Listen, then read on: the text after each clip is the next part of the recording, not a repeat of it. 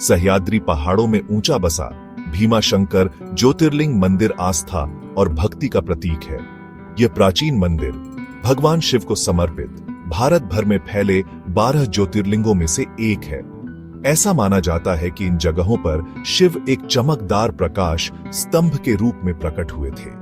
भीमाशंकर ज्योतिर्लिंग विशेष रूप से पूजनीय है, जो आशीर्वाद और आध्यात्मिक शांति चाहने वाले तीर्थयात्रियों को आकर्षित करता है।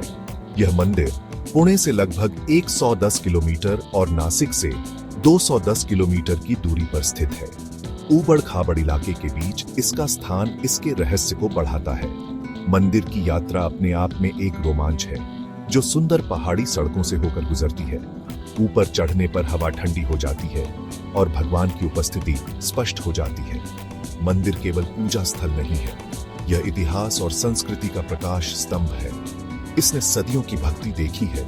इसकी पत्थर आस्था की कहानियां फुसफुसाते हैं। भीमाशंकर ज्योतिर्लिंग आध्यात्मिक और प्राकृतिक का संगम है, एक ऐसी जगह जहां दिव्यता पार्थिव से मिलती है।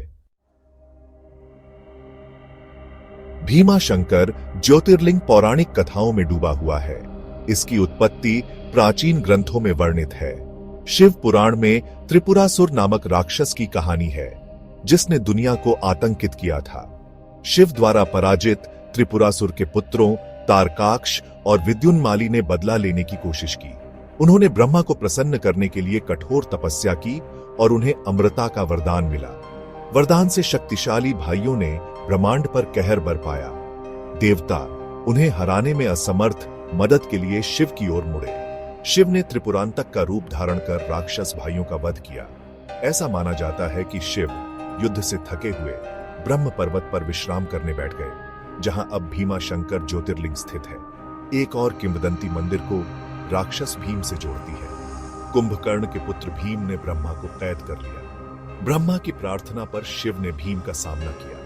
एक भयंकर युद्ध हुआ, जिसका समापन भीम की हार में हुआ। शिव के परिश्रम के पसीने से भीमा नदी का उद्गम हुआ, ऐसा कहा जाता है। देवताओं की भक्ति से प्रसन्न होकर शिव ज्योतिर्लिंग के रूप में युद्ध स्थल पर निवास करने के लिए सहमत हुए। इस प्रकार भीमाशंकर ज्योतिर्लिंग बुराई पर शिव की विजय और अपने भक्तों के प्रति उनकी करुणा का प्रमाण बन गया। भीमाशंकर ज्योतिर्लिंग मंदिर एक वास्तुशिल्प का चमत्कार है, जो उत्तर भारत में प्रचलित नागर शैली का उदाहरण है।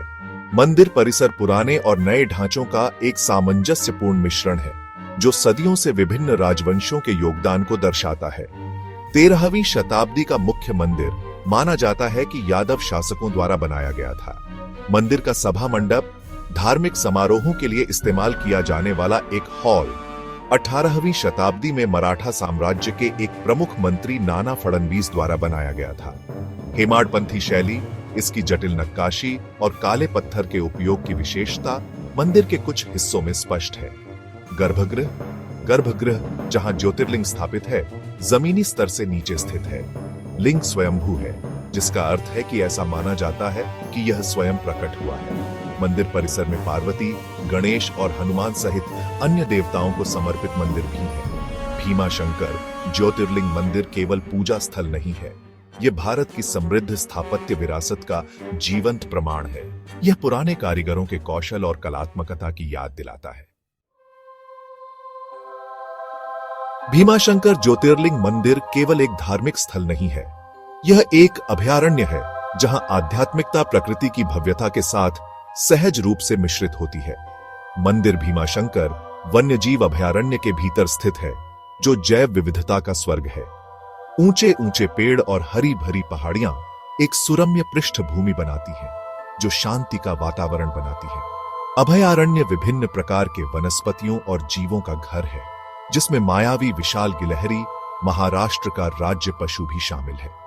मंदिर के पास पहाड़ियों से निकलने वाली भीमा नदी अभयारण्य से होकर बहती है, जिसका जल भक्तों द्वारा पवित्र माना जाता है।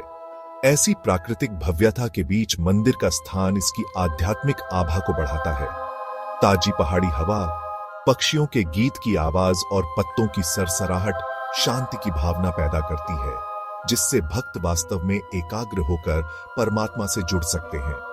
भीमा शंकर ज्योतिर्लिंग मंदिर हिंदू दर्शन में आस्था और प्रकृति की परस्पर संबद्धता का प्रमाण है। यह एक अनुस्मारक के रूप में कार्य करता है कि परमात्मा न केवल मंदिरों की सीमाओं के भीतर बल्कि प्राकृतिक दुनिया की सुंदरता में भी पाया जा सकता है।